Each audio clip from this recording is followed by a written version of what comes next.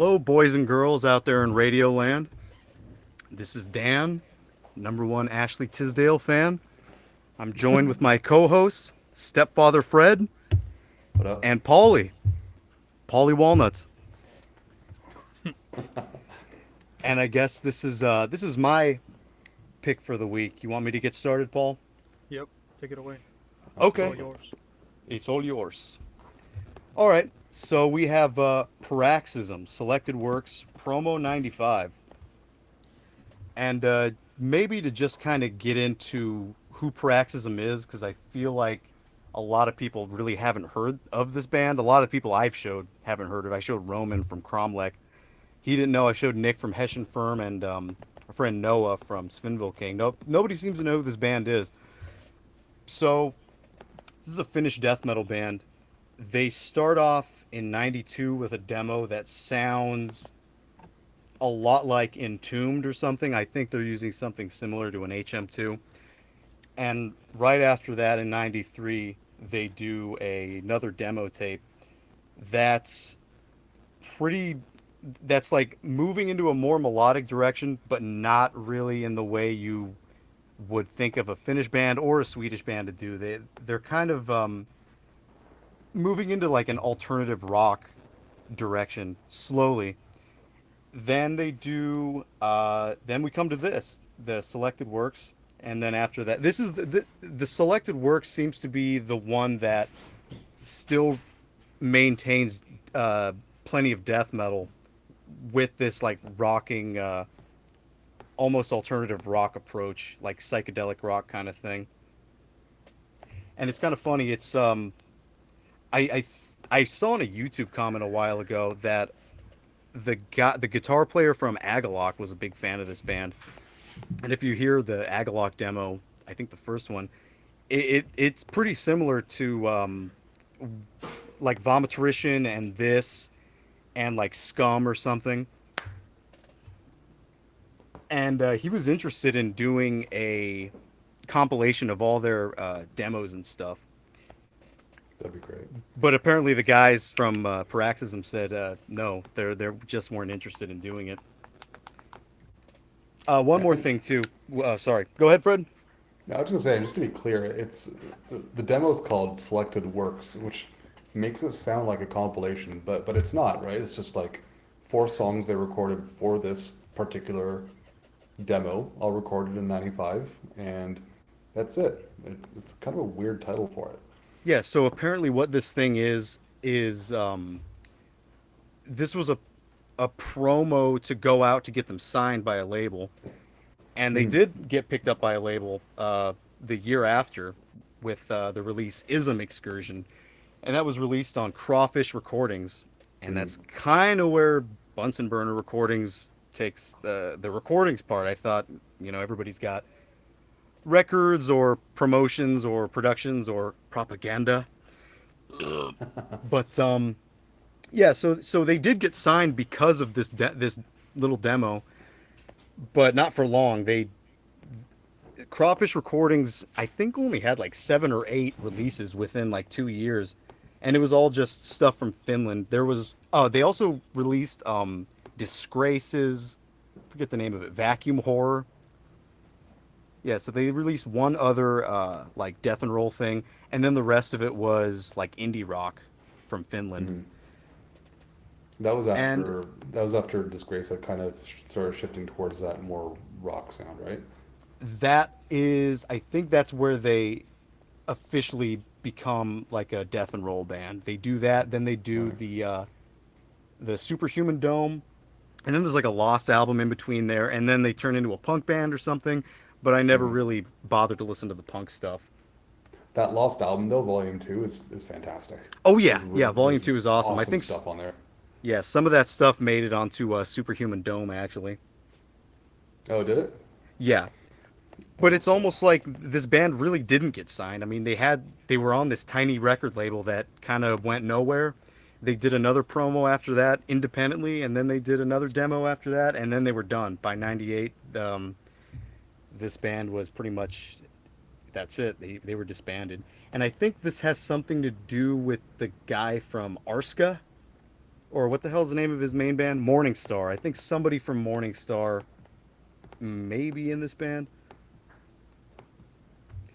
Yeah, what Fred, you hadn't heard this band before, right? No, I'd heard the name, but never got a chance to really give them a listen.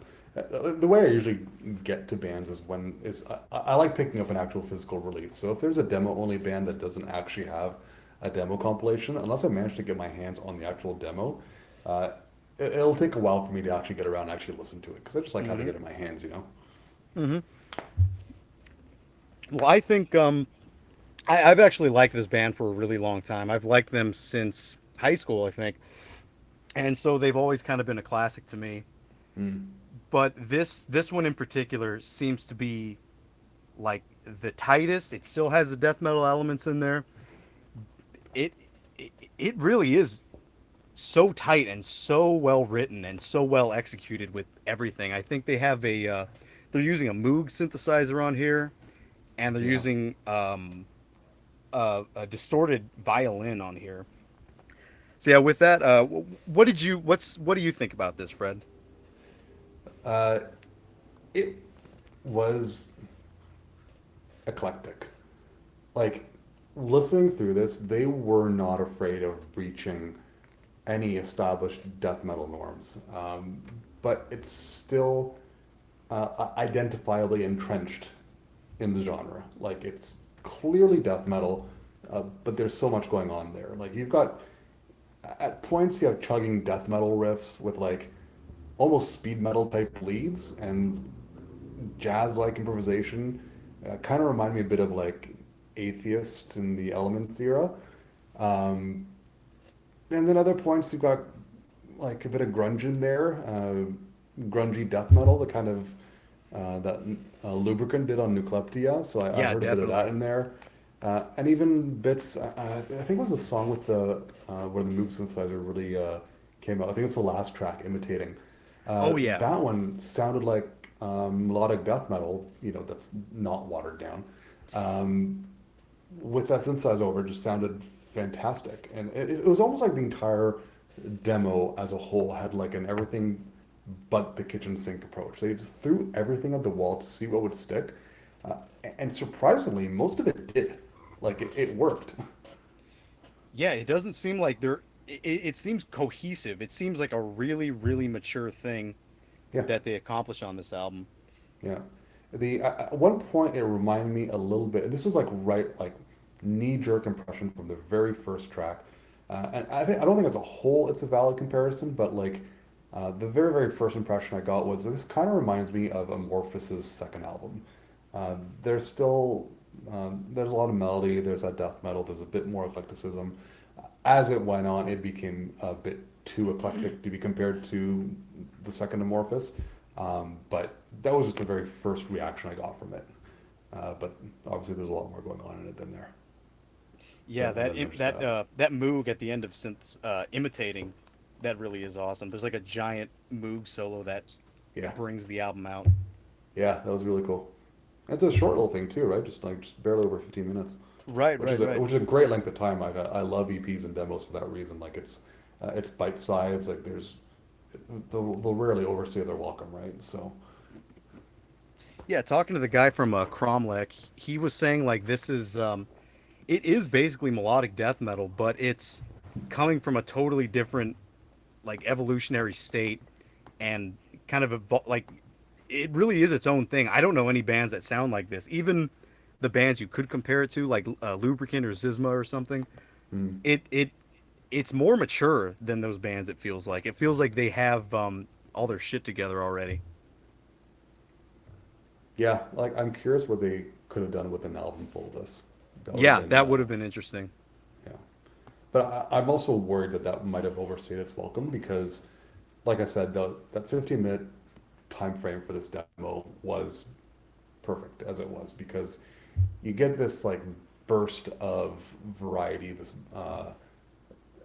burst of weirdness coming out of left field, but still very much death metal. I'm wondering if that would have translated well to a full length, or if that would have been at that point stretching it out or overdoing it. They would have had to find a really good balance for that, and it might not have had the opportunity to be as eclectic all the way through, which might have lost some of the flavor. Because like that's why I usually don't go back to Elements from Atheist. It's too much for me, right? They Yeah. kind of overdid it. Like even Unquestionable Presence, I have to be in the mood for. Like when it comes to Atheist, I kind of stick to the demos and Piece of Time. Because after that, it strays too far out of death metal, and it just doesn't come back to it often enough. As it does, or as this demo does right now, it sticks to it long enough for me.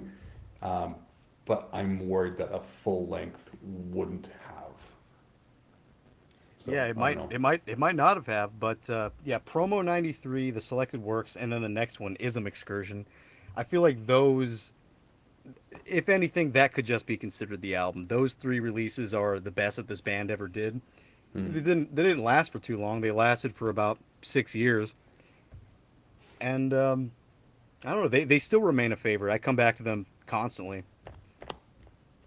Yeah, fair. Like those a lot of demo only bands release just absolute gems that you can't get enough of, right? And like I have a bunch of those too, and you wish there was more, but at the same time you're happy there isn't because who knows what it could have turned into, right? Yeah, yeah. I was having a hard time picking between promo 93 and then promo 95 because both of those are just excellent. Yeah. So with that, Paul, you probably like promo 93 better. But what do you make of this whole thing? I know you've been listening to this band for probably the same amount of time that I have. Yeah. First off, thanks for showing me. They're like one of my favorite bands, fucking of death metal, melodic death metal. With their sort of adjacentness to death and roll. They're just one of my favorite bands, and I do still like Promo 93 a bit better than 95, but I'm only talking about pairs difference because, like you said, this one's like so tight and concise, and it's so nice to see where they came from in 93, where it was a little bit more of that kitchen sink approach, but they know what they're throwing in at least. Yeah. They were not blindly throwing in influences. It's something that actually worked.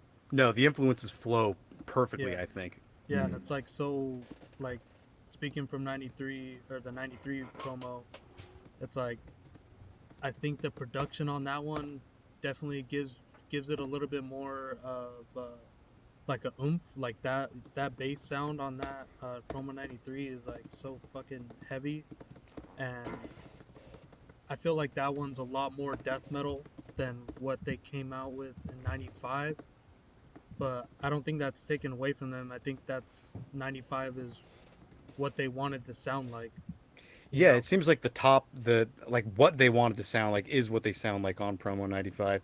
Yeah, And to speak on the oomph, the drum sound on 93 and this one, the kick sound, it's like a fucking helicopter. I love it. yeah.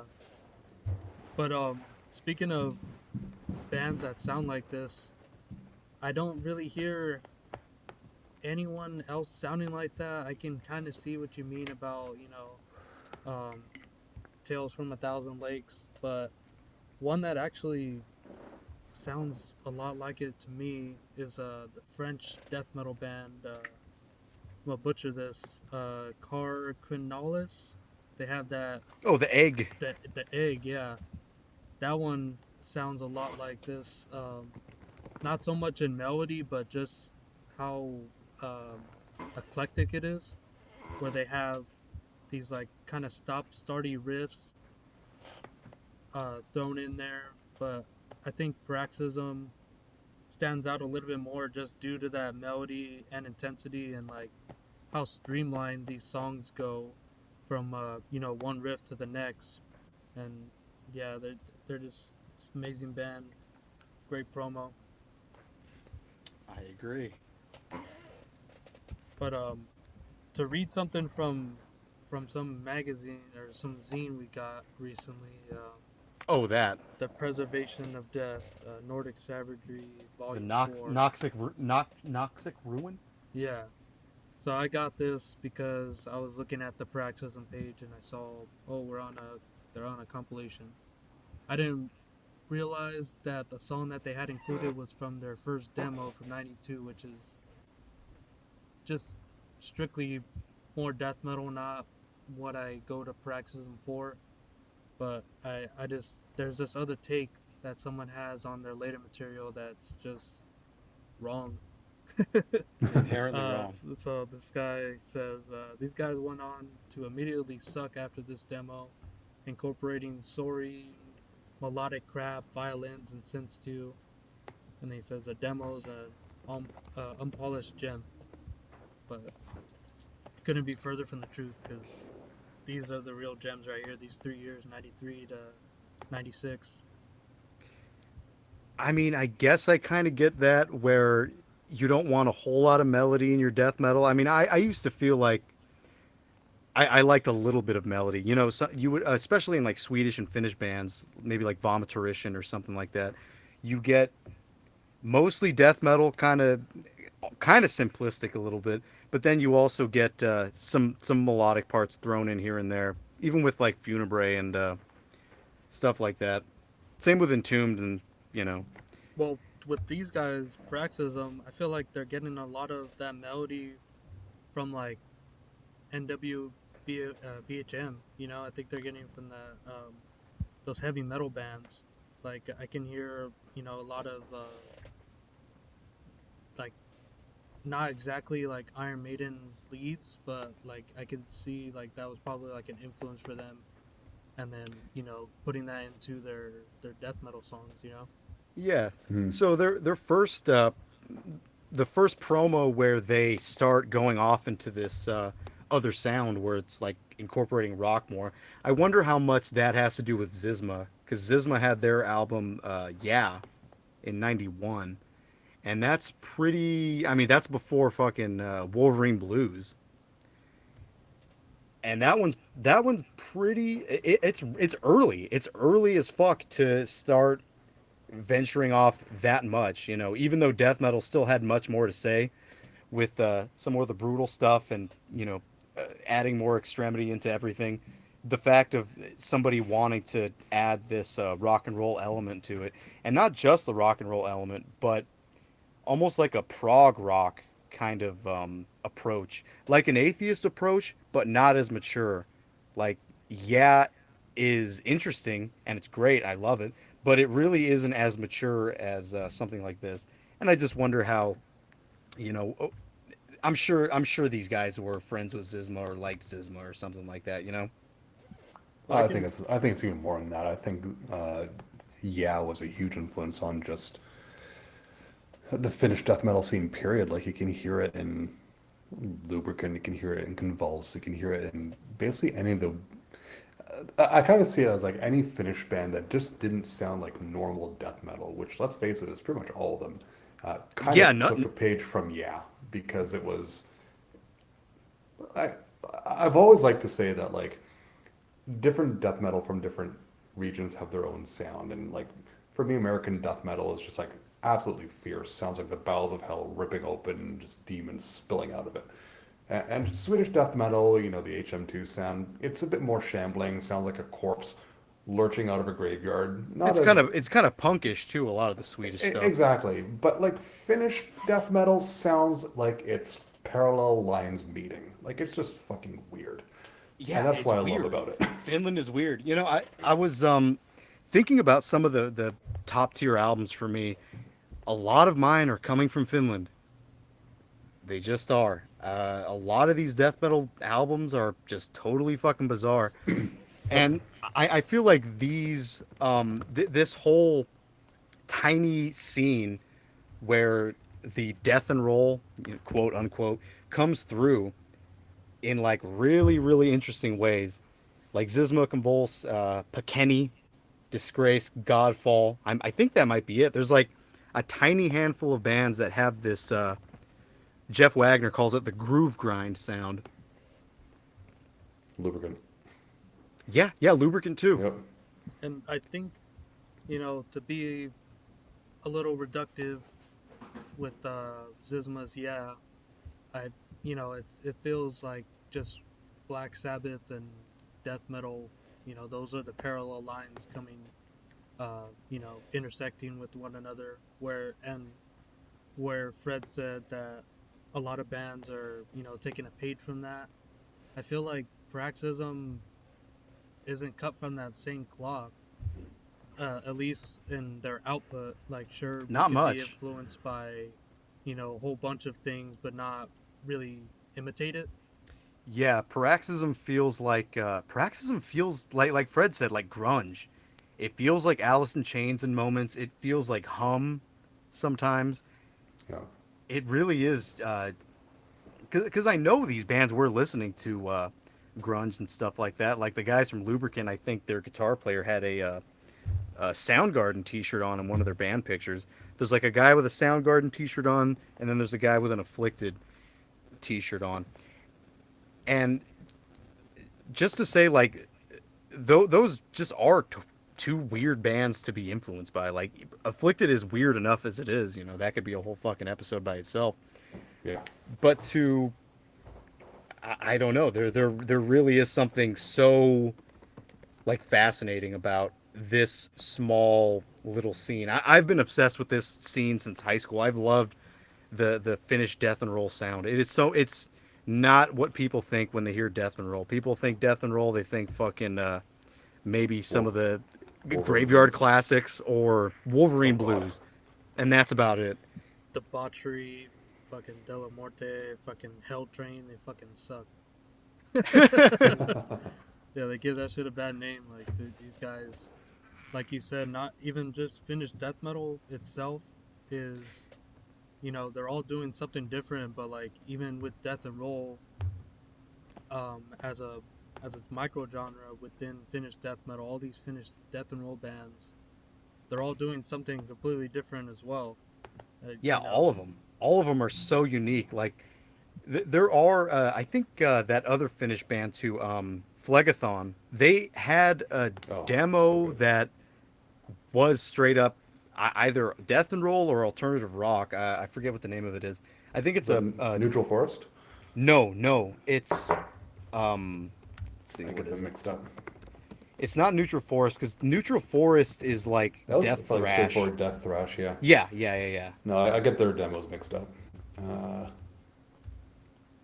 wasn't the Fresco Lungs EP, was it? I think it's Yeah, right actually, I after. think it was. No. Well, actually, you're right. It started on there, yeah, for It sure. did start on there. There's a song called like Stone Waters or something about tea or something. Oh, I don't remember the song titles on there. Hold on, let me try to spell Phlegathon right, and I'll figure this out. Okay, yeah. So on Fresco Lungs in '91, I think there's other versions with more songs for some reason. I don't know if you've ever noticed that. You said you have a Nucleptia, right, from Lubricant, Fred?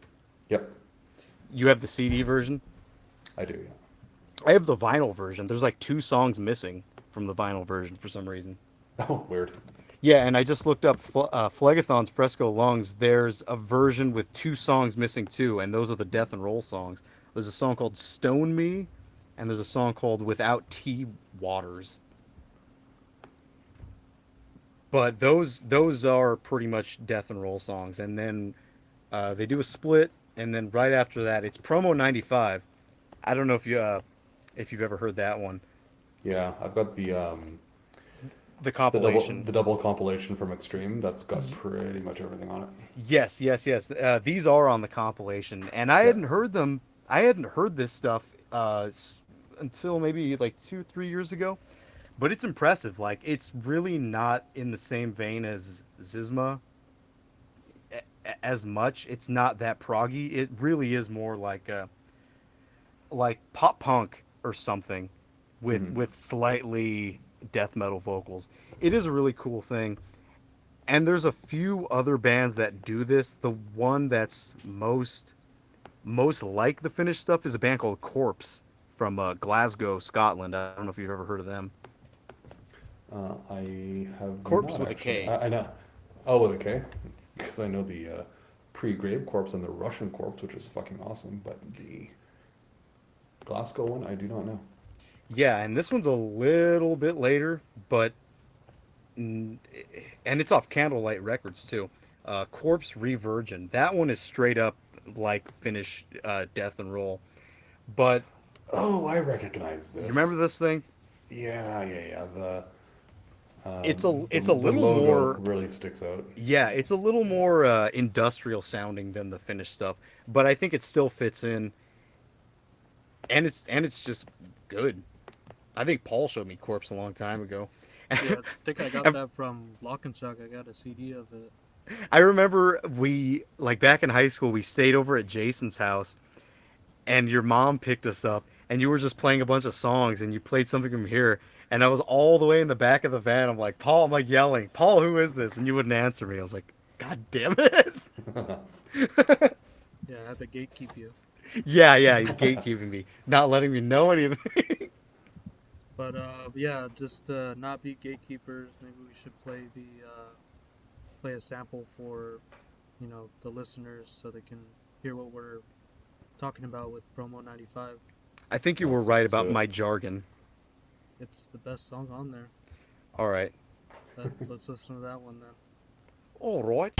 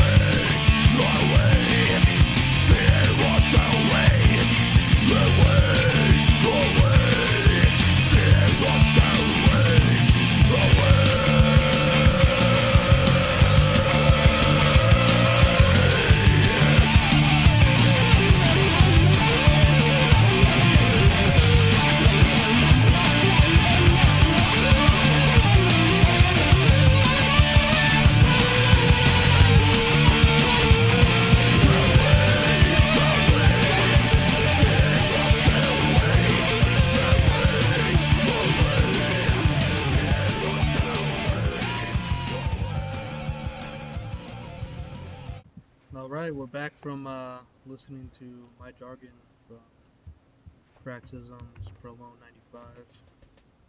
Whoops, I had Smooth Hate playing a little bit.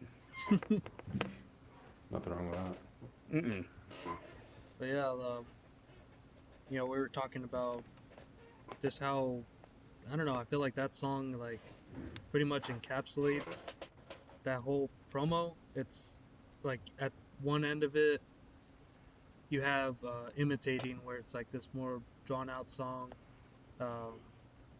where it's, has, like, that crazy Moog solo at the end, and it has, like, a lot of those, like, groove breaks, too, giving time, and giving time for, like, the vocals to pop out, and then towards the beginning of the album, it's a little bit more like visceral, but like I feel like this song in particular like balances those extremes like the best, even in a more technical way too. When that second riff comes in and it's like Yeah, that second riff. I mean, that one just shows that they're still a death metal band. It's like do do do do do do do do do do do do man, the do drummers aren't do. afraid to open and close the hi-hat. No, I don't think there was any. I don't think there's any blast beats on that. I don't think there's any blast beats on this I think just besides the Imitating. last song. Yeah, Yeah. Yeah. But that's the most death metal sounding one. yeah, with this one, that the intro riff is just like perfect. I can't imagine hearing anyone doing that better anywhere Do do else. do do do do do do Just having like they have a phaser going on, they have the Moog going with it. It's like the perfect intro. Yeah, that's what I was saying. Like this band really is, like they know what they're doing. They're so fucking mature for, like what this is supposed to be. For this is supposed to be like experimental music, or post death metal, or whatever you want to call this. Yeah, and it was like a weird. It's like at a weird tempo where it's like, sort of.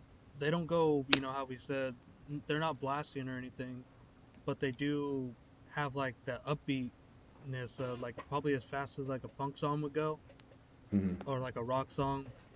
But then they get into like the more mid pace, but they're not just like chugging along. They're like having riffs as leads, and you know. But I heard Fred while we were listening to it mention Motorhead. You got anything to say about that?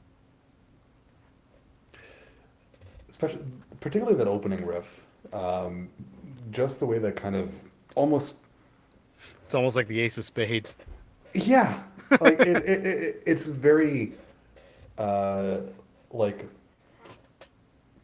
Ace of Spades, Bomber, Overkill kind of influenced. And like when I was listening to it, especially this time around, and really honing in on that little kind of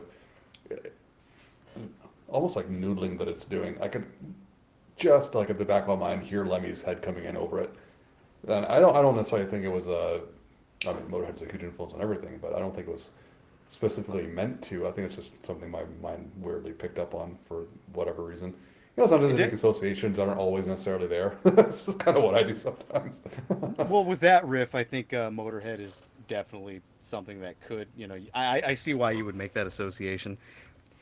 But that's just the thing about this band is a lot of the time with, especially more modern bands, you can kind of pick and pinpoint every little thing that they're doing. I kind of can't with this band. I mean, they are doing a lot of the fucking just alt rock or grunge kind of thing, but they're like they have a sound. This band accomplished that. They have a fucking sound But Yeah. don't throughout their main little career. but And don't that's you the think thing. I that's think we've like heard it through the whole thing. We can pick out different influences here and there at different points of the songs, but it's not necessarily consistent all the way through. And it's just the way they put together all those little pieces they pick up from throughout the genre and just plunk them all together that makes them unique, right? Maybe, but I feel like it's so smooth the way they do things. yeah, so would Exactly. you It's just that ability to transition from one thing to another and make it sound natural rather than making it sound janky is where they really excelled on this. and like don't you think it's some part of like the beauty of like being part of like the 90s where there aren't like too many bands like nowadays that you can just do a whole genre based off of it. Whereas like these guys are, taking influences from all these different places and, you know, filtering it through how they are as musicians and making it into their own sound. Where Yeah, more you Well, I think can, it kind of speaks to it that like, what, 30 years later, we're listening to it, and even now we can't say they sound like this band. We can't. Like they no, sound like a that's bunch of everything. So yeah. I feel like that is really impressive. That's one thing I want to really like focus on too. This is impressive to me. This is extremely fucking impressive. That's why it's a top tier for me. I've loved it for years. I come back to it all the time. And yeah, like you said, it is pretty interesting. Like yeah, about 30 years later, we're coming back and still kind of in awe. At least I am. And a lot of the yeah, it just it's fucking awe inspiring, dude. yeah, definitely like having this, in my arsenal to show people and just even when you and me are just hanging out, we'll just listen to it and can't even say anything because it's so But good. the thing too, like you said, like 30 years later, we can kind of pick and choose. It's like in the 90s, I guess. At that point, there are things that people can take from, and it can still be original. Nowadays, it's harder for that to come by. But at the same time, this I'm like losing my train of thought here.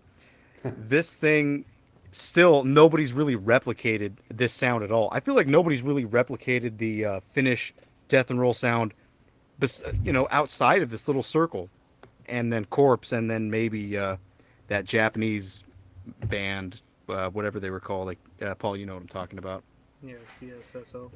Yeah, there's it's surprising to me that there aren't more people that are kind of obsessed with this genre enough to make it a thing, Well, to start a band from this sound. You know what I mean? well, I don't know if it's bands necessarily taken from this Finnish genre, but I definitely hear some of them up until like maybe 2004 trying to do death and roll, but more in the vein of like Wolverine Blues, where I'm sure that kind of muddles the water with listening to anything that has a death and roll tag to it. Even Yeah, those bands aren't popular at all either. yeah. It feels like for me, if there were bands taking from a death and roll thing, a lot of them just turned into groove metal bands like Do Scented or something like that. Who I've never been big on, Or and I've even tried to no, come back to Do Scented because I thought, hey, maybe there's something here, but it ain't for me. no. what's it called, Dominus, where they went into Oh yeah, crazy. Dominus Oh, is kind of there too. View to the Dim. But yeah, after The that album, the they one went into after some that, death and roll. I think it's called the First Nine. yeah, the first nine. I don't Dude, think I listened to that one. that's a great album. But yeah, View from the Dim is just on another level, of just death metal. That's the thing, right? Like whenever, it's just like a innate in me that if I hear death and roll, I'm like, no, I'm good.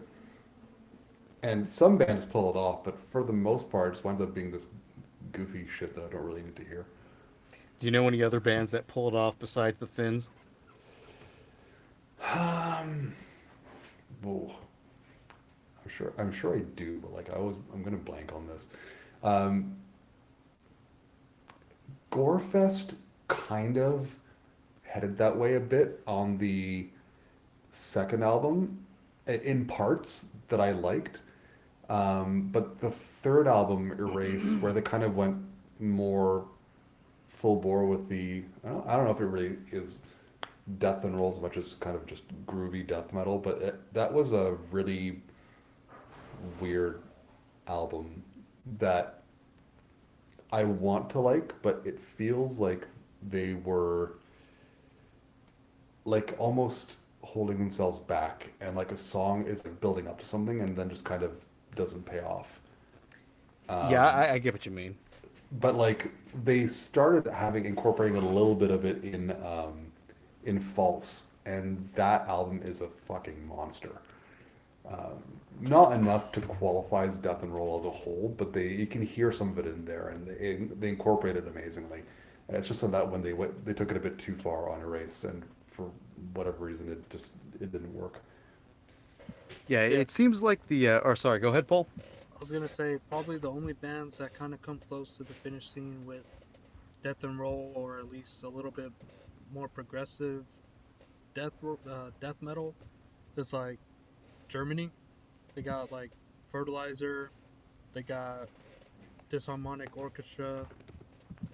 Um, these are the ones I can think of at the top of my head. Um, but I feel like that definitely has that death and roll sort of spirit. Yeah, I know exactly what you mean. There's like a spirit of '90s death metal that kind of the way the groove is focused on. It's not really like. It seems like a lot of the bands that like towards the late '90s when it came to groove, it started to sound a lot like Machine Head, or it started to sound like Devil Driver or something, Yeah, which is not my thing. I feel no. like when it comes to groove, I kind of want the more upbeat kind of thing. Like Lamb of God, right? No, not well, Lamb of God is more the bad part. I'm not a Yeah, fan of Lamb of God. I know you like some of their songs, right? yeah, but that's just Americanized, just groove, death, death and groove, but it's not really as eclectic and unique as these other bands where that kind of is cookie cutter. That American groove, death. Like you said, Double Driver, Machine Head. Yeah, Yeah, I guess. Or go ahead, Fred. No, I was gonna say, and that's the thing for me. Like when it comes to death and roll, I think if it's just flat out death and roll, it's usually too much for me. But if it's death metal, and still very much rooted in death metal, but incorporates elements of death and roll into it, I find that more tolerable. And it's just a matter of taste, obviously. But for me, I listen to death metal because I like death metal. If it goes too far away from it, then I'm kind of like, this isn't really what I want to hear. It's not necessarily saying that it's bad. It's just not what I'm here for. Um, so when I hear things like, again, Wolverine Blues, I'm just kind of like, oh, this is going too far down a path that I can't follow, right? But I find that the albums that come right before it that start incorporating elements of it, like again, Clandestine or False, uh, those just like kind of clinch it right where it needs to be. It's still very much death metal. It has a bit of that uh, death and roll to make it a bit catchy, a bit groovy, but not taking it too far in the direction that I can't follow it anymore. Yeah, I think Entomb's Wolverine Blues, that might be the last of it that I can. That's like the extreme of that kind of death and roll that I can stand. But Oh, I I was I gonna can't do say, it. It's too much for me. it's a little. It is a little too much. I was gonna say, you know, something that's sort of adjacent to death and roll that I really love is, Swan Song by Carcass. I don't, Yeah, yeah, like, that's a bit different, but yeah, like that it that's is why a I say good it's one. like adjacent. That it's like they are structured like rock songs. They're not really grooving too much, but they still have that Carcass feel. And I not only put that album along with Death and Roll, but I think there's always been something parallel with Zizma and Carcass where Oh, they kind definitely. of where they just every album they're jumping into something different and keep moving and progressing forward. But I feel You like guys, Zizma a little bit more so, but that might just be the finish it where you guys are gonna hate me. I'm one of those carcass guys that can't go past Symphonies of Sickness. I can't even do necroticism. It's too melodic for me. all right, well, let's just end this now. All right. Well, it's been good. 2 episodes, it's good. I actually understand what you mean by that. But when you just said it's too melodic for me, it reminded me of a friend of mine, Greg from Sacrificer.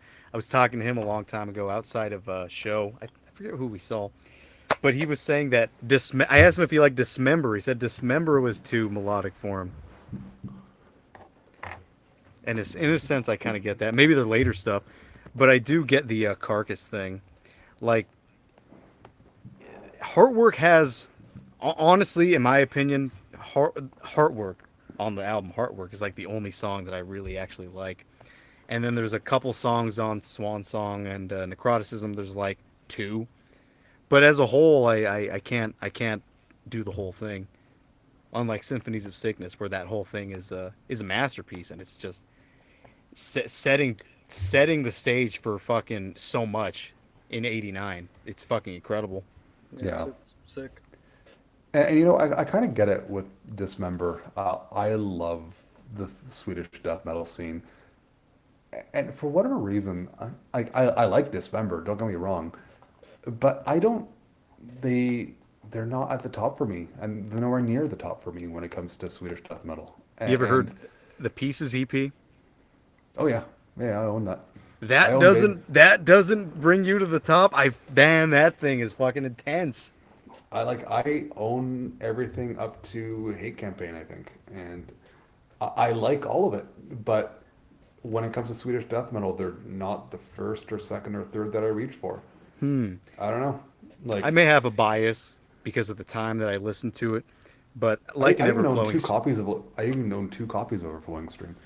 Yeah, yeah, that's probably my number one death metal album.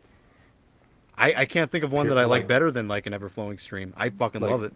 number one death metal album. Period. I think so. I mean, it Wow. like I said, it might have to do with the time that I spent listening to it, because I spent a lot of time listening to that one. Hmm. And I know there's a lot of albums with more to them. I don't know, man. I fucking love that album. That's probably my number one, I think. My number one death metal album is probably Onward from Incantation. And Really? that's a time and place thing too. Like it was one of the first death metal albums I heard. It had the right dark tone to it. It's very very close to black metal where I started from, and it just hit the right tones, right? So that one is my number one. Demilich is pretty damn close to Yeah, that one too. The Demilich album is really good too. But yeah, no, like I love Everflowing Stream. I love Pieces. I love Indecent and Obscene. Uh, Massive Killing Capacity, not so much. It's still a good album, but that's when they kind of started going the wrong direction for me. But uh, like for Swedish death metal, I'll reach for early Entombed, Nihilist. I'll reach for Grave. I'll reach for Necrony Unleashed. Like so many other bands before Dismember. I don't really know why. And even Carnage, like Yeah, the we all Carnage know, album is fucking it's awesome. Carnage is basically the first Dismember album, anyways, right? Yeah, and But it's that's what's impressive. Those guys were like 16 when they did that one. yeah, so like it's the same sort of thing. Like I like the Carnage album, but it doesn't hit me as much as it does other people. That's the best way I can describe it. Like it's not that I don't like it, but other people hold it in a higher regard than I do. That's all. What, the Carnage album? Carnage and Dismember in general. Ah, in general, I see, I see. Yeah. Yeah, I hold Dismember in very high regards. You know, I actually the I have a copy of Dismember where they like absolutely mutilate the cover and put the logo right across the artwork. Um, I actually found a copy of the 1990 release of it on Relativity Records for $4 in a used bin. Hmm. What's your number one, Paul? What do you think is your number one death metal album? I can't do that, man. No, you can't do it. No, Oh. it's just there's too much. What about one of them? Oh, You don't I got to don't pick a know. number one. What about one of them? uh, maybe one of them. Just I'll do like a more mainstream one, I guess. The Bleeding from Cannibal Corpse. I definitely hold that one, but like you said, it's time and place. That was probably like one of the Yeah, I first remember kinda you were a death metal huge albums. Cannibal Corpse guy when I met you too. Yeah, so with that, but there's just so much different subgenres of death metal where I can't even begin to pick one that is over the other, just because I like them all for different reasons. Like, I can easily put Praxism there over, Cannibal Corpse, but it sort of depends on what I'm looking for at the time. Yeah, because there's a lot of different flavors of death metal, right? Sure, sure, sure. It And just that was depends on like a what you lot of hear. it coming out of that, that '90s sound. Even as early as '91, like we were saying with Zizmas. Yeah, there's like Yeah, just straight it up feels death like metal.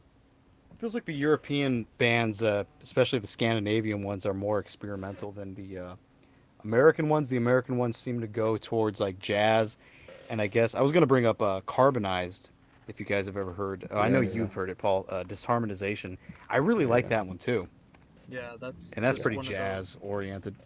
Like, I don't know. I put a lot progressive and death and roll. I kind of put them in the same sort of camp, but I know that there's striking differences in between those sounds.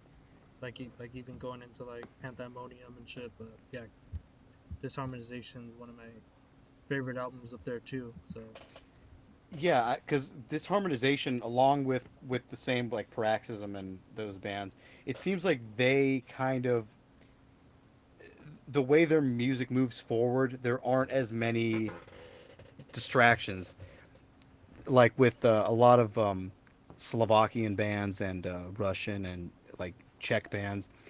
It feels like their version of progressive death metal is we're going to play a death metal riff. Then we're going to stop, and then there's an acoustic part, and then we're going to play another death metal riff. We're going to stop, and then there's like a little keyboard part, and everything feels very separate from each other. While Paroxysm and like Carbonize and Disharmonic Orchestra, they all flow, and it feels like the music they all practice together rather than went in yeah, separate directions. it wasn't just like made in a studio where they're Yeah, like, Hmm.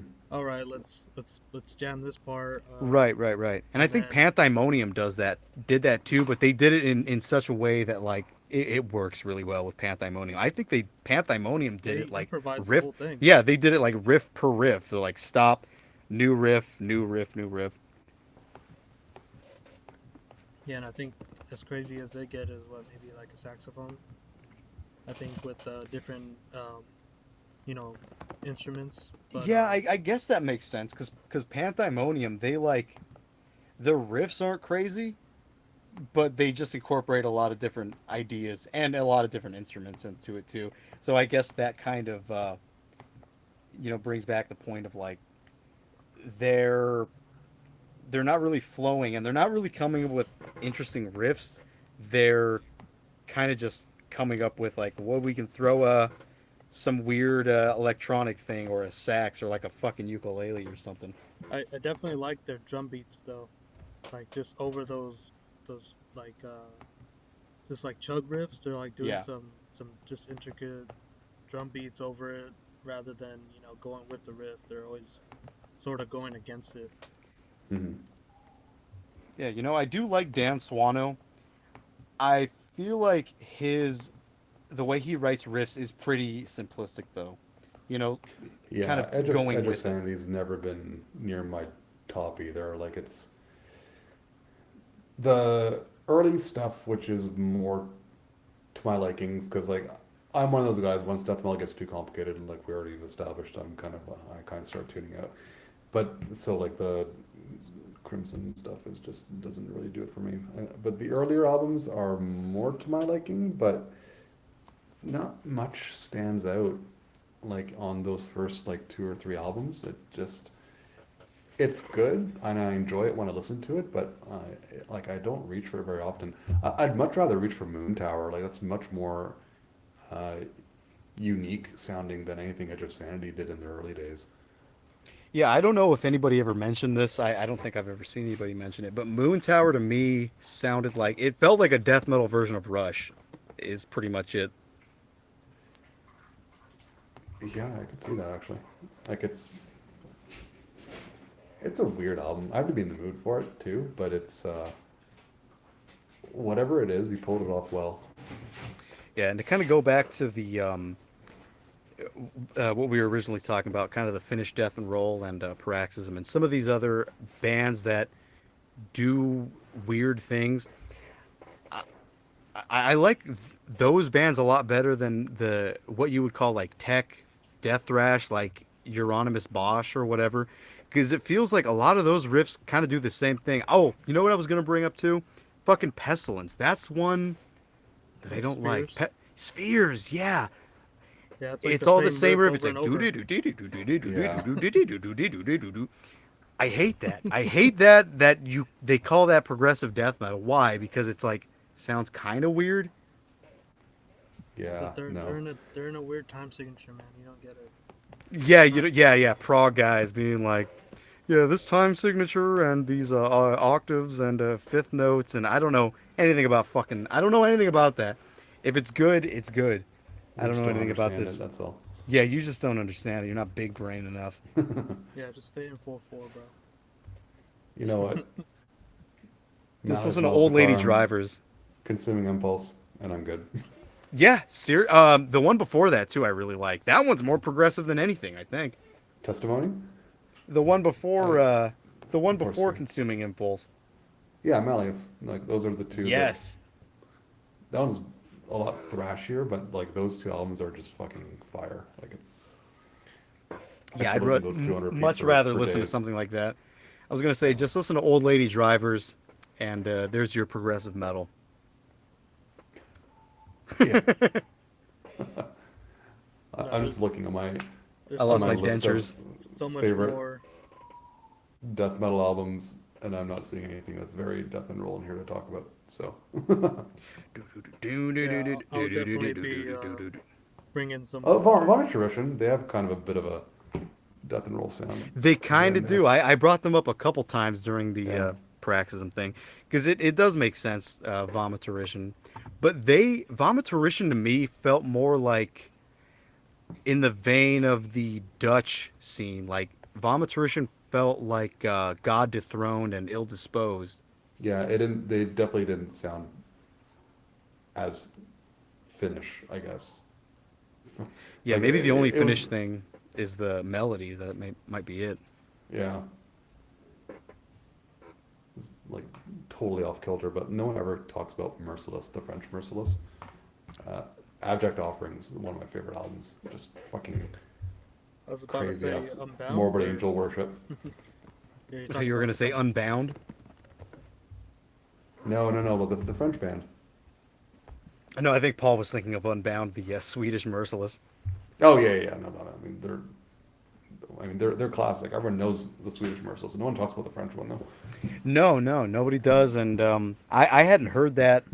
I might have heard it a while ago, and just have forgotten. But Hesh and Firm did, I think, an article, or I think they did a video on it, where they were comparing it to Voivod a lot, Yeah, and that seems to be I. a big point of reference for people is like Celtic Frost and Voivod when it comes to progressive death metal. It's funny because I've owned Abject Offerings and Colored Funeral for years, decades, and I like them.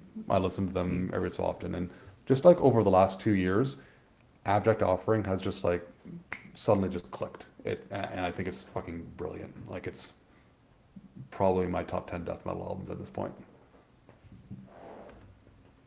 Yeah, I probably have to listen to that one again. I remember it sounding pretty cool, but it's been a while since I've listened to it. I feel like there's so much stuff I have to come back to. That's the whole thing.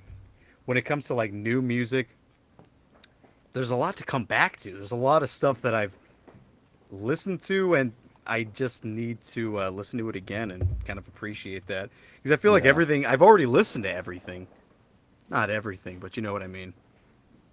But listening to it and spending time with it is two different things, right? And that's where Yes, yeah. You're totally that's right. where I we are. mean, Because like yeah. To really spend time even on my own things. collection, like I've got so much music, right? And I've heard everything I own, but there's a lot of albums I need to go back to and spend proper time with them because even like when you heard it here the first time, you're like, you know what, this is so good, and if I really spend time and listen to this, it's going to like blow my mind. But then you have to find time to go back and actually spend time with it, which is difficult when you have a huge collection too, right? Because there's so much stuff that's like vying for your time. Yeah, every Yeah, I day was got different taste. Yeah, yeah, I because like was even struggling a even little that. bit to find a black metal release that I would maybe want to cover. Because a lot of mine are coming from Finland, and it's death metal. That's where a lot of my shit is coming from. Well, I think Oh, that's I just have us some not black metal here. albums I'd love to talk about that no one. I'm like I'll never shut up about the first Murder Rape album. It's just fucking brilliant. That's the Brazilian band, right? Yeah, yeah, yeah. And they took a direction after that was actually, well, no, the second album, And Evil Returns, is still pretty badass. But after that, on their third album, they kind of went a bit more straightforward, faster paced black metal, less atmosphere.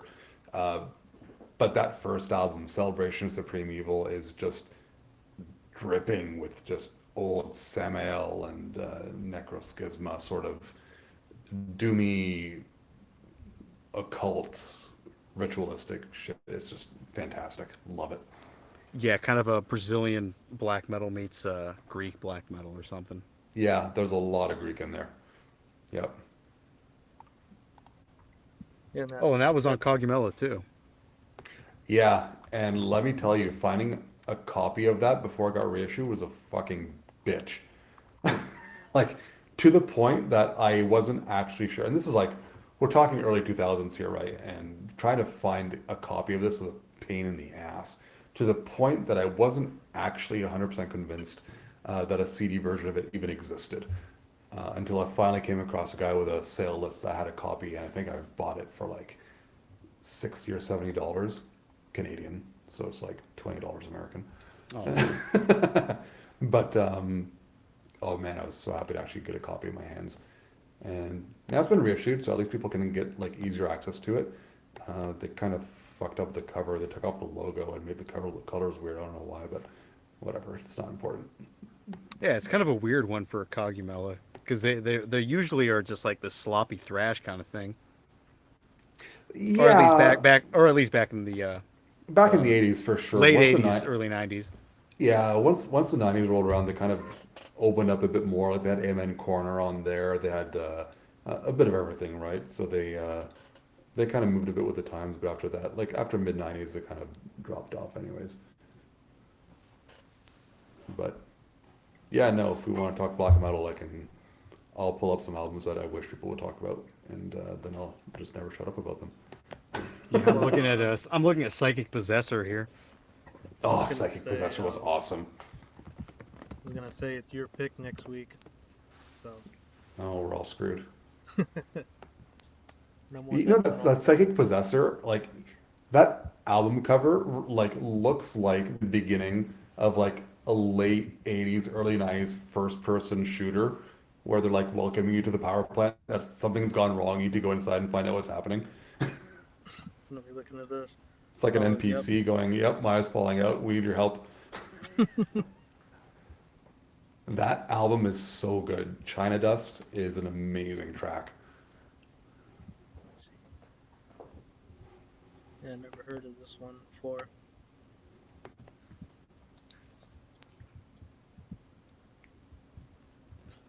They like it took a long time for them to actually uh, finally reissue that. But they did, I want to say like 5 years ago, and they included the demo they released under the name Ritual.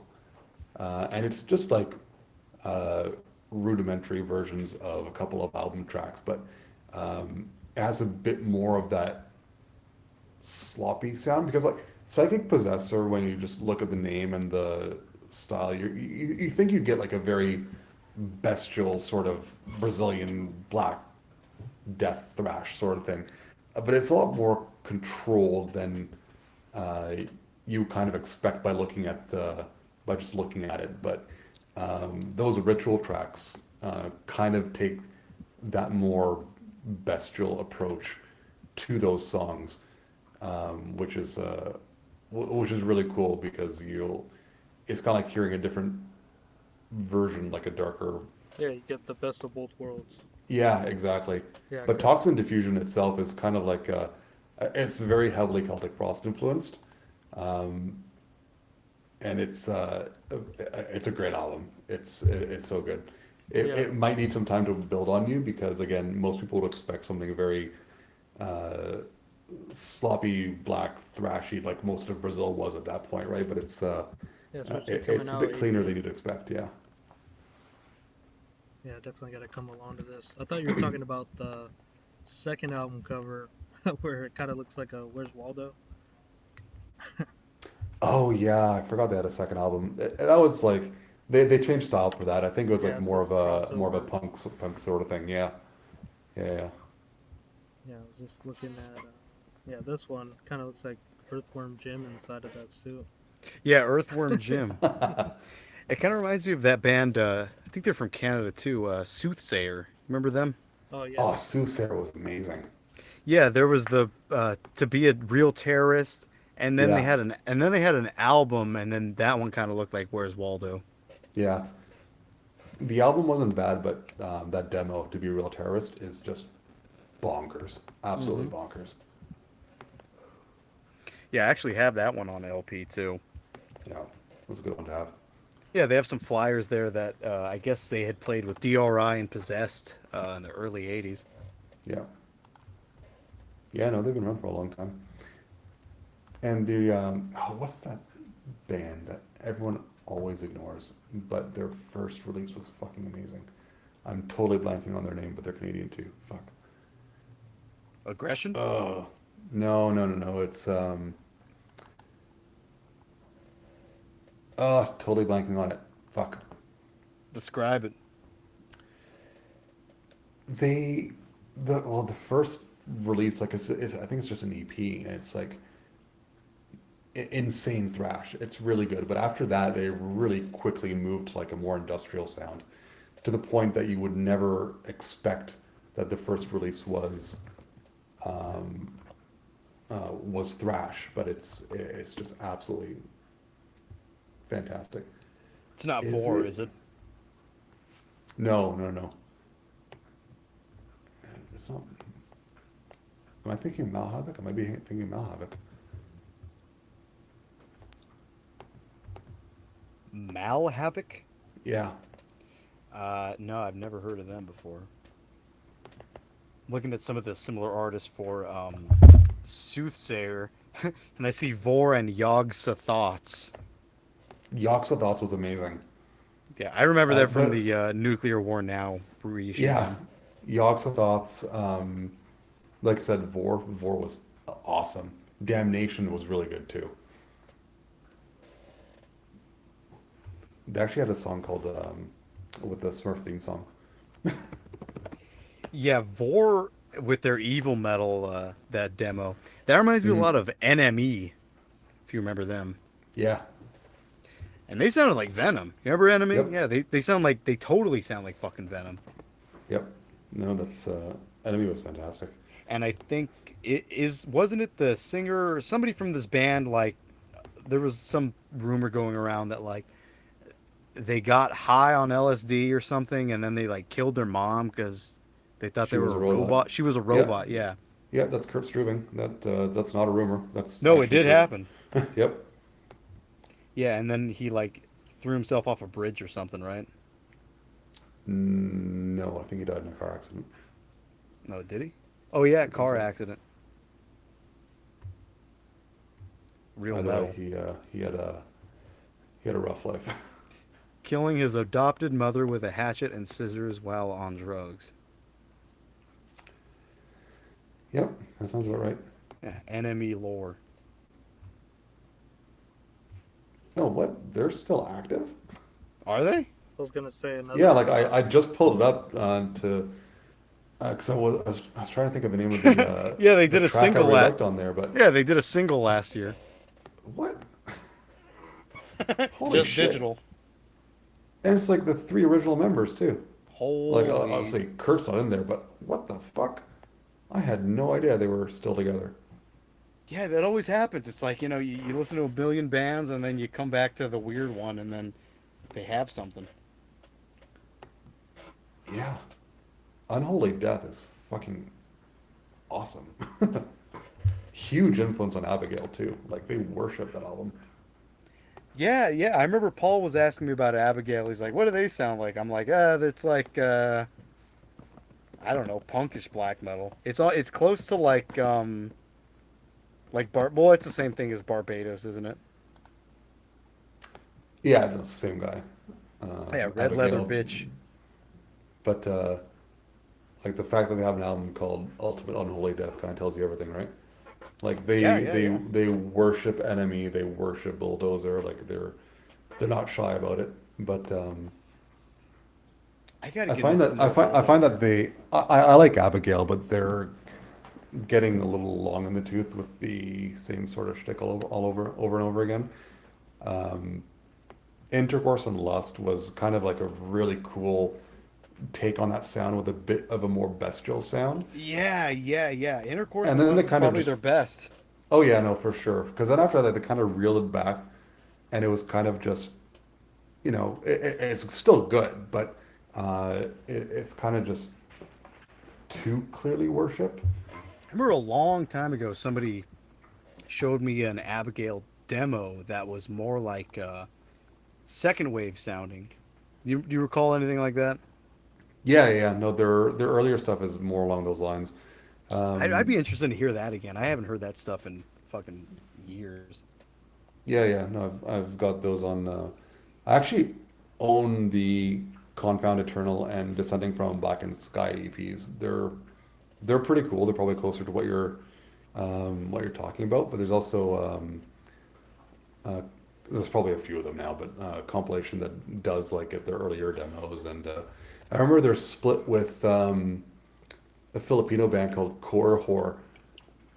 Has a really early version or rehearsal of one of those demos. It's really rough, but that's closer to what you're thinking, I think. Hmm. I remember Abigail did a split with a friend of Everyone? mine. No, yeah, they did a split with everyone. But of course, they did a split with a friend of mine in Fontana out here in California with a band called Hate Command. That's my friend Nick from Nocturnal Blood. And if you go to the Hate Command Metal Archives page, it says not NSBM. They had to specify. Yeah, I guess they had to specify. What's the Paul, were you band going called to say again? something? They were called Hate Command with a K. I was gonna say, you think Abigail gets any influence from King Diamond Maybe besides just the the name? name. Oh Yeah, no, I no, don't. for sure. Do you think Like, so? if there's one thing that Yasuyuki's really clear on is that he loves his classic metal, and there's absolutely no way that King Diamond is not a huge influence on them. It might not be immediately obvious when you listen to it, but like the type of music that King Diamond and Merciful Fate put out, um, there was a lot of heavy metal influence in there, but you still hear that like rocking, thrashy sort of thing that you'll hear from Venom and Bulldozer still kicking around in there, right? So it's not far removed. He 100% worships everything King Diamond does. I'm sure of it. Yeah, because I know Abigail and Bulldozer. They're like good friends, aren't they? I don't know about relationship between the band members. You may well be correct, but like they've flat out Or done at least tracks at called least like the very Abigail. best, right? At least Abigail really really likes Bulldozer. Like that's apparent. Yeah, no, they have tracks that like literally just flat out give homage to them. And I'm trying to remember how they phrase it. I think it was an Ultimate Unholy Death. Yeah, and I guess when it comes to the King Diamond and Merciful Fate stuff, Oh, I mean right, the Metal got sick. yeah yeah yeah. I mean I guess the heavy metal stuff is there. It's just sped up so fast, and then boom, you get thrash. Yeah, yeah, pretty much. Righteous. But Yeah, yeah, that's I the was one. gonna. Metal got sick, playing off of Bulldozer's Dance got sick. That's funny. I love that. But they also they had a song that they put like something the very best, and I forget where and Oh, when that was. Iona, the very best. Yeah, and that's maybe they just covered that on one of their albums. I don't remember, but I know they did something with that at some point. Yeah, I think Radio Free Innsmouth had talked about Bulldozer recently, and he was talking about that song in particular. And he was saying that I forget what the real name of the chick is, Iona something, but I guess she was like some kind of actress or something. Thought she was a porn star. Yeah, she was a porn star, and she like said that she would have sex with the fucking whoever was running Russia during the Cold War to like end the Cold War. Did it work? No, and it never happened. But that was an offer. And the offer was on the table. You know, I just, out of curiosity, on Metal Archives, punched in a song search for Iona the Very Best and Abigail as the band, and there's 26 results. They've covered it more than a couple times. Okay. Yeah, Abigail seems like the kind of band that would do the same thing over, especially with a discography that fucking big. Well, they have, like, I'm looking at it now on, like just last year, just over a year ago, they released Tribute to Bulldozer. And it's a 7-inch EP on Ancient Noise Productions, and it's just 4 different versions of Iona the Very Best. One of them from a promo track in 2002, one of them from a Bulldozer Tribute 7-inch EP, one of them live from Tokyo, and one of them from Alive in Italy. And this is all on one It's just release. one EP with 4 covers of Iona the Very Best.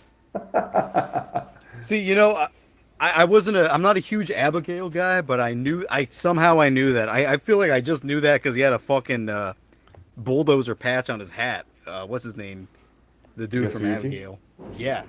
Yeah, but that kind of shit is why I stopped collecting Abigail, because like, There's too much, and it's too much of the same stuff. exactly, like I started getting into them around like Forever Street Metal Bitch, their second album in what, 2004, 2003. And at that point, they were releasing like live albums and splits. I'm like, okay, that's fine. I can deal with this. And then by the time they released Ultimate Unholy Death, and that album I really, really liked. And then it was a long wait between that and the next album. Well, it wasn't that long. It was like 4 years.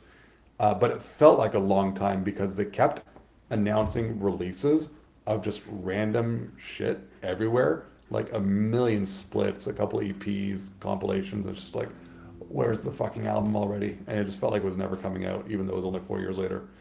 But I mean, since then, that was 2009. Do they have another album since then? I don't know, because there's a fuck ton of albums or releases. Apparently an album called The Final Damnation in 2016. I did not hear that. But like between those 2 albums, there's like probably 100 releases, which like, I'm sure I could pick up any of those releases, play it, and enjoy it. But I don't need to track them all down. I'm actually curious to has Abigail ever done a split with any NSBM bands? Yeah, they did a split with Evil from Brazil. With Evil, okay. Yep. Yeah, and I remember. I forget what it's called, but it's in there somewhere. Yeah, I remember when we first started talking. I asked you about Raven Dark's Monocle Canticle, and you happen to know who they were. Yeah, actually, I got one of their splits in the mail last week. One of the new ones. The one with the Dismember. The one with Der Stürmer. I know they did a few with Der Stürmer. The one was just the 2 of them. They're both rehearsal recordings. I believe Yeah, it was rehearsals for a show they did in Brazil. Yeah, it's so weird. That band is just so fucking like bizarre. Their name is bizarre. The fact that the Raven Dark part of it kind of looks like the Raven Dark from Blazebirth Hall, but Yeah. they have the second wave sound, and they kind of have the fucking like War metal Brazilian sound? sloppy. Yeah, they got a Yeah. war metal sound. They got the Brazilian black thrash sloppy sound. They, they really, besides Goat Penis, they're really kind of on their own fucking thing here. I would really love Yeah. to do a split with them. I really do like them a lot. This is bothering me now. I'm trying to find what the split with Abigail is. I'm going to look up Evil's discography, but I'll easier narrow it down from there. Yeah, that's why I brought them up because I think it's the main guy was from Evil, the drummer. Yeah, yeah, yeah. The drummer was from Evil, 2004. Is it this one? There we go. Raw Black Thrashing Madness, Abigail and Evil, 2009, 7-inch EP.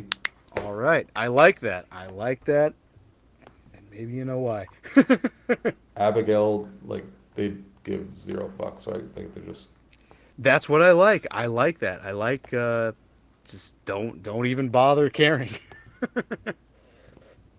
And they have such a fan base that I don't know, man. It seems like a just a really old school fan base that kind of gets it and kind of does keep up with everything.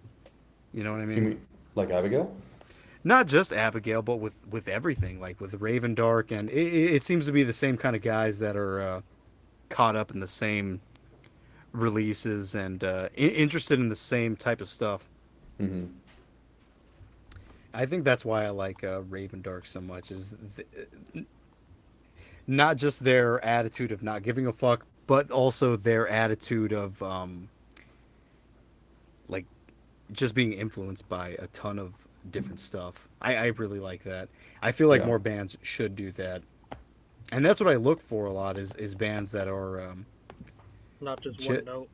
yeah, kind of interested in everything, and like not just everything, but the good stuff.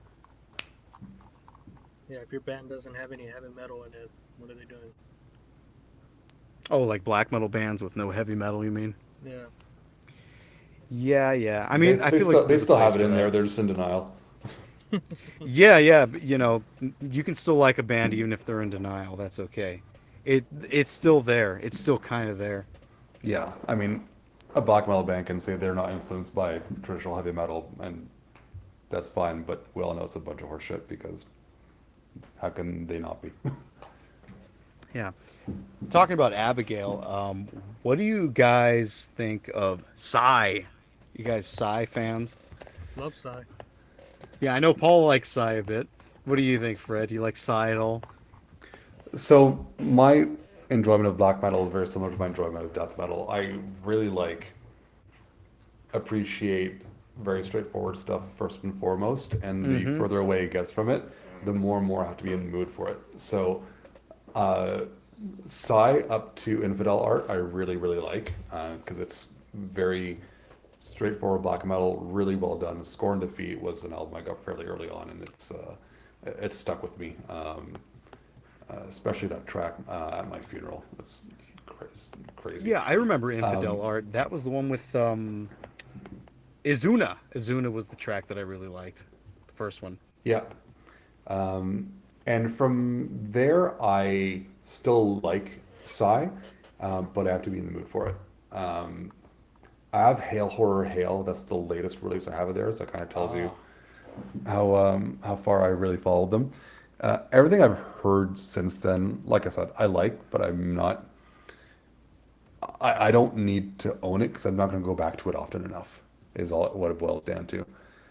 I gotcha. I gotcha. After Infidel Art, there's three albums, and then they have two really good albums, in my opinion. Hmm? Gallows Gallery and Hangman's Hymn. You ever heard any of those? I have at some point. Like I know I heard them when they came out. I couldn't tell you anything about them now. It's been a long time since I've listened to them. You don't like Yeah, it's Imaginary Sonescape? uh, it's not one of my go-tos. Yeah, I like those three albums because I know I was definitely introduced to or by Hangman's Hymn from Same you. here, same here. I heard Hangman's Hymn, which is more like symphonic. It's a symphonic black metal album. Yeah, And it's Mm. then so good. yeah, it's awesome. I've heard a lot of people don't really like this one. It's the one where they look like clergymen or something. They're all holding Bibles. Yeah, that's the one, that album where they just like keep bringing back like motifs from like earlier songs Yeah, and like yeah, yeah. They keep bringing reintroducing them back into parts the from newer other ones. songs. It's like it's probably a concept album. I don't Yeah, actually know. it's I've like kind of just listened to the music rather than paid really attention taking to it the on lyrics. with not only using symphonic instruments, but structure with bringing back motifs and shit like that. It's Yeah, really good. yeah. And Gallows Gallery right before that in 2005. That Prog rock one's one. like you don't like that one? I said the prog rock. Yeah, yeah, that one's like their most prog The rocky Midnight fucking. Sun. Yeah, yeah, it's like stoner rock almost, but it's fucking good. Yeah, That's probably the most different that Psy ever sounded. That's probably the least metal Psy has ever sounded was on Gallows Gallery. it's the most evil though. That shit was released on Halloween, bro. 2005. Yeah, I'm gonna have Halloween I'm gonna have to 2005. revisit some of these. It's been so long since I listened to Psy past their '90s stuff. To be honest, Yeah, we're I, gonna be I crossing each other because I gotta go back to where you're comfortable with Psy with Scorn Defeat. I listen to all those, but gotta go back because I definitely gravitate more towards their so later stuff. Same fun little here. fact on Scorn Defeat. So that first cover, the Japanese artwork that Death Like Silence released, um, I think the one people know more is the one with um, Where his hands new on fire. exactly. Yeah, that's the one I know more. Yeah. So if you look at that cover, if you look at it more closely, the O on Scorn Defeat, if you really look in there, there's a little tiny pixelated skull in the middle of the O. Yes, I remember that. I remember somebody pointed that out on Instagram a long time ago. That was probably me. I'm pretty Yeah, I'm sure I looking pointed at that that out on Instagram before. CGI art right there. Sick. I just remembered this too, looking at the Metal Archives, that the guy from Psy and the guy from Abigail were in a band called Cutthroat. Yep. Mostly covers. Fun one. Oh yeah, it is. It is pretty much all covers. You Yeah. got Warfare. I don't know who Mace is. You got Hyrax, Sacrifice, Exodus, Anvil Bitch. You know who Anvil Bitch is? Oh yeah. Really? Yeah, I have. I don't actually own any Anvil Bitch, but I have the Dominance compilation, Oh. and they're both fantastic. I don't remember how I got this back in 2006, but I had their album, Rise to Offend. Like, I didn't have the album, I just had like a burned CD. And I Mhm. remember we used to listen to that all the time. Still counts. Yeah, yeah, it still does count. Maggot Infestation, they cover that song. That's really good. Yeah. I remember a guy when I saw, I think it was Exodus back in 2007, I think. He like I met some like these were older guys already, but they were like fucking thrash dudes with vests and they're probably like skaters or something. Hmm. But I remember they were like, he goes, Anvil? I'm like, yeah. He goes, Anvil, bitch? I'm like, no. I'm like, no. He goes, and he's like, how do you not know Anvil, bitch? I was still in middle school at the time. But it, do most people know who Anvil, bitch is? I feel like most people I probably don't think don't. so. I think they're fairly fairly cult. Yeah, even now. Yeah. No, Yeah, because Anvil Bitch was great, and Dominance. I don't know if you've heard the Dominance demos, but they're fucking good too. from Anvil, bitch. Yeah, well, after Anvil Bitch broke up, some of the guys started Dominance, and they're they're fucking great too. No, I just remember like back in those days. I think this was my eighth grade going into freshman year of high school. I was really into thrash, and I just kind of like gravitated. Like I I, I kind of learned everything that I could about everything thrash. Like in between that summer, going into freshman year, and it feels like Target was another one of those underground thrash bands, along with Anvil, bitch.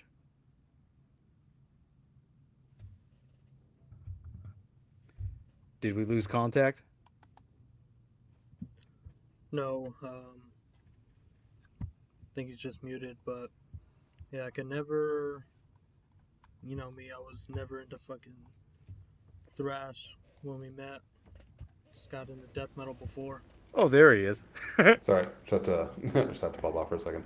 I'm Oh, gonna have that's to okay. go in the near future, but before we do, uh, just a totally like tangent, but because we mentioned Dominance, ever heard of a thrash band called Pap Smear? No. No.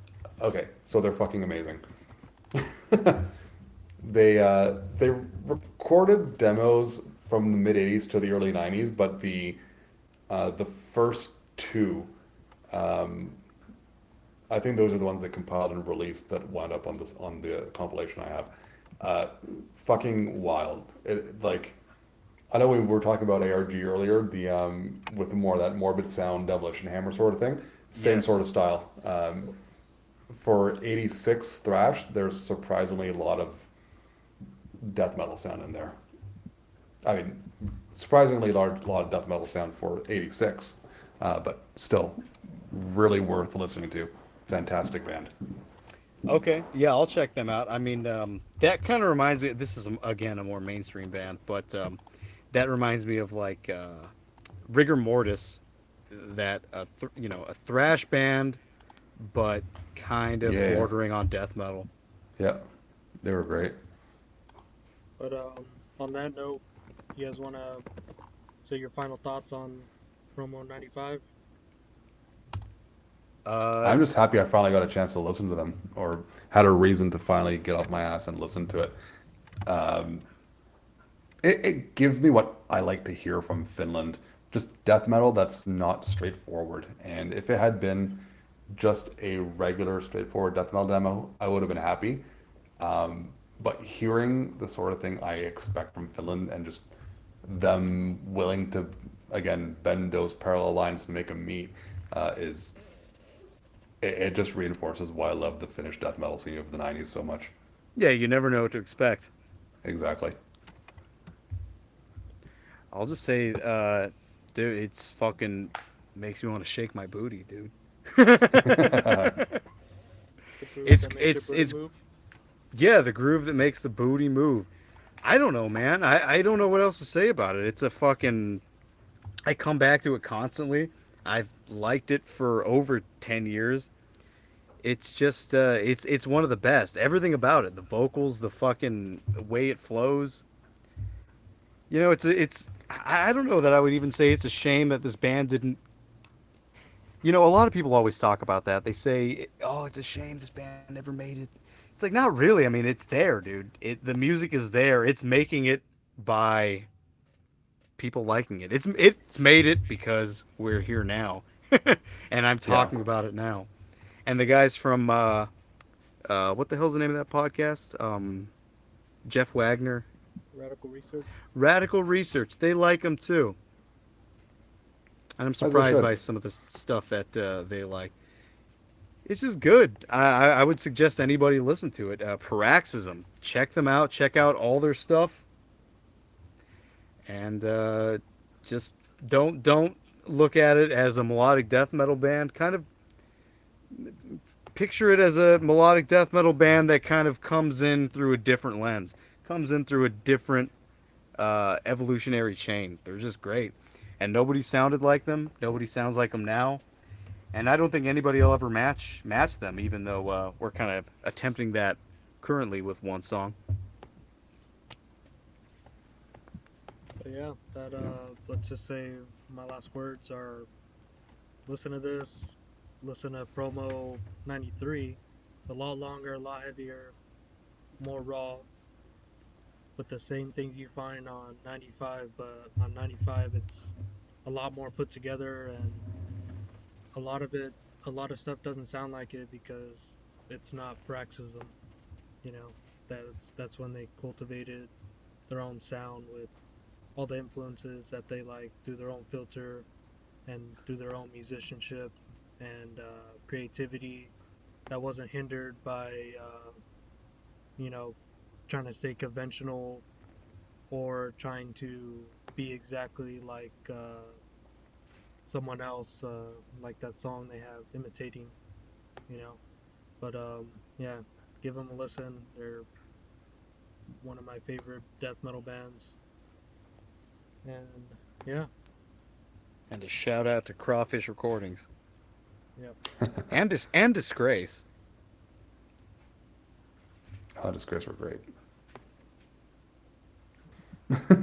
Yeah, it came out like 20 years too late. Never too late. Never too late for a good album. That happened with leukemia too. You remember that? Yeah. The Lost album. Dude, did you hear that thing? Leukemia was fucking awesome. Yeah. They had a bunch of samples from Fast Times at Ridgemont High. That'd be a good one to cover on another episode, actually. Suck My Heaven or Love? I'm partial to Suck My Heaven, but I'm open to any of it. Yeah, I was actually thinking about Love. Aren't we all? Thinking about Love.